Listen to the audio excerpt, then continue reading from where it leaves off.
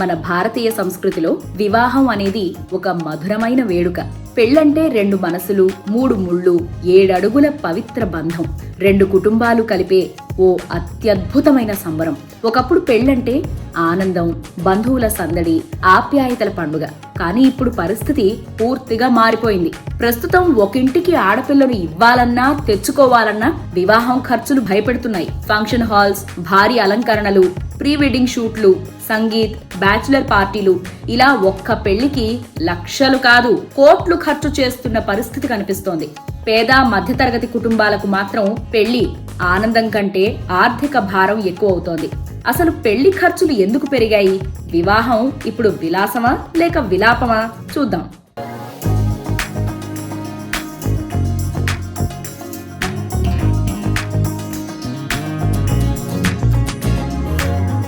పెళ్ళంటే 100 ఏళ్ల పంట అంటారు. 2 జీవితాలను, 2 కుటుంబాలను ఒకే బంధంలో కట్టిపడేసే పవిత్ర ఘట్టం. మన భారతీయ సంస్కృతిలో వివాహం అనేది ఒక మధురమైన వేడుక. కానీ ఇప్పుడు పరిస్థితి పూర్తిగా మారిపోయింది. ఒకప్పుడు సాదాసీదాగా జరిగే పెళ్లిళ్లు ఇప్పుడు భారీ ఖర్చులతో జరిగే మెగా ఈవెంట్లుగా మారిపోయాయి. ఫంక్షన్ హాల్స్, భారీ అలంకరణలు, ప్రీ వెడ్డింగ్ షూట్లు, సంగీత్ వేడుకలు, ఇలా ఒక పెళ్లి కోసం లక్షలు కాదు కోట్ల రూపాయలు ఖర్చు చేస్తున్న పరిస్థితి కనిపిస్తోంది. ఈ పరిస్థితుల్లో ఒక ప్రశ్న మాత్రం అందరిలో వినిపిస్తోంది. పెళ్లి ఇప్పుడు విలాసమా లేక విలాపమా?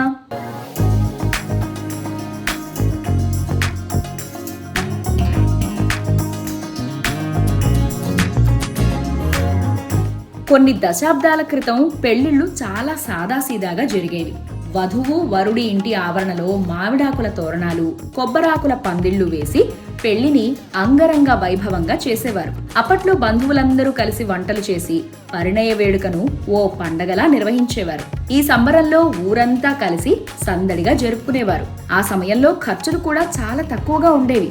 అప్పుడు పెళ్లి అంటే ఆడంబరం కాదు, ఆప్యాయతల కలయికలా ఉండేది.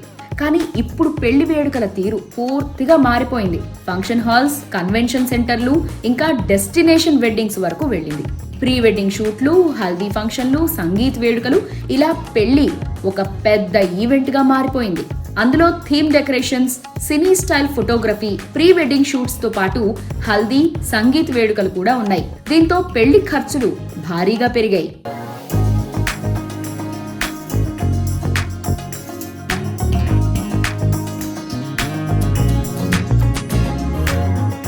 2021లో 1 తులం బంగారం ధర సుమారు 52,000 ఉండేది.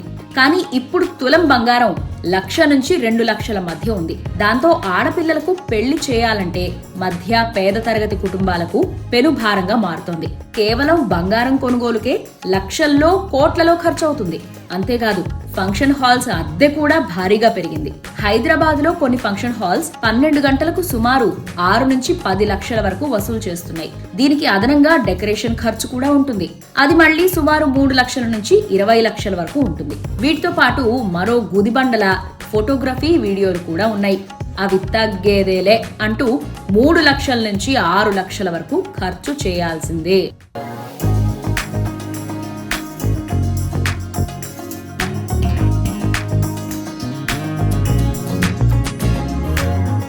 అసలు పెళ్లిలో అతి ముఖ్యమైనది భోజనాలు. ఇప్పుడు చాలా పెళ్లిళ్లలో 50 రకాలకు పైగా వంటకాలు ఏర్పాటు చేస్తున్నారు. అతిథుల కోసం పలు రకాల పానీయాలు, స్టార్టర్లు కూడా తయారు చేయిస్తున్నారు. అలంకరణలకు మాత్రమే అన్నట్టు తయారైంది. కొన్ని కుటుంబాలు భోజనాలకు 15 లక్షల వరకు ఖర్చు చేస్తున్నాయి. దీంతో ఖర్చులు పెరగడమే కాకుండా ఆహారం వృధా కూడా ఎక్కువ అవుతోంది. దేశంలో చాలా వరకు పేద కుటుంబాలు కూడా ఉన్నాయి. వాళ్ళు పెళ్లి చేయాలంటే అప్పులు చేయాల్సిన పరిస్థితి. ఒక సాధారణ కుటుంబం కూడా పెళ్లికి 10 లక్షల నుంచి 50 లక్షల వరకు ఖర్చు చేస్తోంది.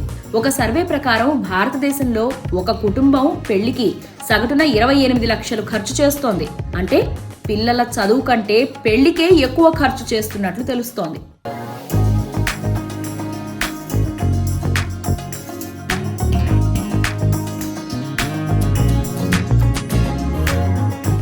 భారత్లో పెళ్లిళ్లు ఒక భారీ పరిశ్రమగా మారాయి. దేశంలో ప్రతి సంవత్సరం సుమారు 10 లక్షల కోట్లకు పైగా వ్యాపారం జరుగుతోంది. చైనా తర్వాత ప్రపంచంలో అత్యధికంగా పెళ్లి ఖర్చులు చేసే దేశం భారత్.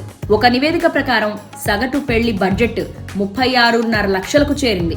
ఇప్పటి పెళ్లిళ్లలో కొత్త ట్రెండ్స్ కూడా పెరిగాయి. Pre wedding shoots, bachelor parties, theme welcome dinners, cocktail parties ఉన్నాయి. అంతేకాదు సెలబ్రిటీల పెళ్లిళ్లు కూడా ఈ ట్రెండ్ ను ప్రభావితం చేస్తున్నాయి.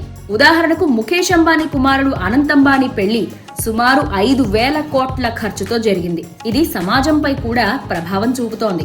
సామాజిక ప్రతిష్ట కోసం ఎక్కువ ఖర్చు చేయాల్సిన పరిస్థితి వస్తోంది. బంధువులేమనుకుంటారో అని అనవసరంగా ఖర్చులు పెంచుతున్నారు. దీంతో పెళ్లి ఆనందం కంటే ఆర్థిక భారం ఎక్కువవుతోంది. ఇతరులతో పోల్చుకుని అపరిమితంగా ఖర్చు చేయడం సరైంది కాదని నిపుణులు అంటున్నారు. ప్రతి కుటుంబం తమ ఆర్థిక స్థితికి తగ్గట్టుగా పెళ్లి జరిపితే ఆర్థిక ఒత్తిడి తగ్గుతుందని సూచిస్తున్నారు. పెళ్లి అనేది జీవితంలో ఒక మధుర ఘట్టం. కానీ అది ఆర్థిక భారంగా మారితే ఆ ఆనందం కాస్త ఆందోళనగా మారుతుంది. పెళ్లి ఎంత ఘనంగా జరిగింది అన్నది కాదు, జీవితం ఎంత ఆనందంగా సాగుతుంది అన్నదే అసలు విషయం.